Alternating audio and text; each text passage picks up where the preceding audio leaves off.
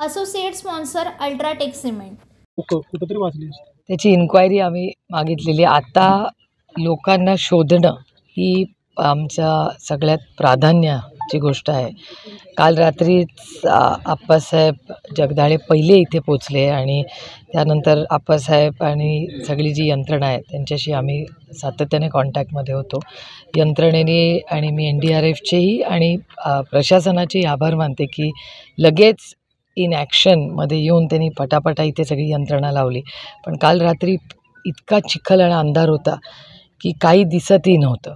आणि मग सकाळी 6 वाजल्यापासून NDRFची टीम त्यांचे लोक आता आत त्यांच्या 2 बोटी गेलेल्या आहेत, 10 लोक गेलेले आहेत त्याच्यामुळे आतमध्ये आता. त्यामुळे आमची अपेक्षा आहे की आजच्या दुपारपर्यंत संध्याकाळपर्यंत आपल्याला क्लॅरिटी मिळेल. तुम्ही स्पॉट व्हिजिट केलेली यंत्रणेशी बरोबर चर्चाही तुमची झालेली, काय अडचणी येत आहेत यंत्रणेला? मला असं वाटतं कालचा अंधार जो रात्री पडला आणि त्यानंतरचा चिखल आणि ही एक घटना प्लस या भागामध्ये काल केळ्याचं प्रचंड नुकसान झालं आहे. म्हणजे शेतकऱ्यांचं खूप नुकसान झालेलं आहे. त्याचाही एक आढावा तातडीने आपल्याला घ्यावा लागेल. आधीच कांद्याला भाव नाही आहे शेतीत मालाचा, त्याच्यातून आता एवढं मोठं नुकसान झालं आहे. त्याच्यामुळे आमची सरकारला मागणी असेल की तातडीने पंचनामे करावे आणि अडचणीत आलेला हा शेतकरीही आणि काल जे काही नुकसान इंदापूरच्या ह्या संपूर्ण भागात झालं आहे त्याची आजच पाहणी करून त्या सगळ्या शेतकऱ्यांना आणि जी कुटुंब त्यांच्या घरात ही दुर्दैवी घटना झाली त्यांना आधार देण्याची गरज आहे. घटने के बाद आप यहाँ आए और कैसे तैयारी चल रही है सभी डूबे लोगों को निकालने के लिए?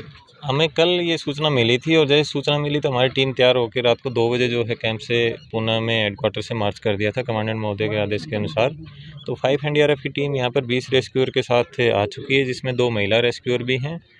और यहाँ पर हमने देखा कि चैलेंजेस काफ़ी ज़्यादा हैं क्योंकि रास्ता भी ब्लॉक था और उसके चलते हमें अपनी गाड़ी ना आने की वजह से हमें ट्रैक्टर में जो है वो रेस्क्यू इक्विपमेंट जो है वो लेके आने पड़ा और गांव वालों के भी काफ़ी सहयोग रहा. इसके बाद हमने अभी जस्ट ऑपरेशन शुरू कर दिया है और जो भी आगे की डेवलपमेंट होगी उसके अकॉर्डिंग ऑपरेशन चलेगा. कितने लोगों की टीम है सर? 20 लोगों की टीम है. कितनी देर चलेगा ये कुछ कंफर्म नहीं कह सकते. जैसे ही ऑपरेशन चलेगा जो डेवलपमेंट होगी उसी के अकॉर्डिंग आगे प्लान किया जाएगा. लेकिन टाइम जैसे हम देख पा रहे हैं कि पानी जो है बारिश के चलते काफ़ी मिट्टी इसमें मिक्स है, विजिबिलिटी 0 है.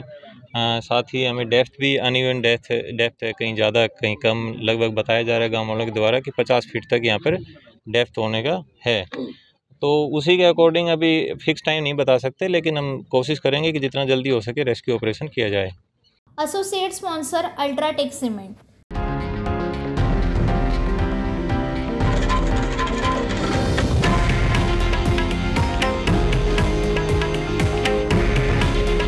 हे आहे देशातील नंबर 1 न्यूज नेटवर्क आणि आपण पाहत आहात TV9 मराठी.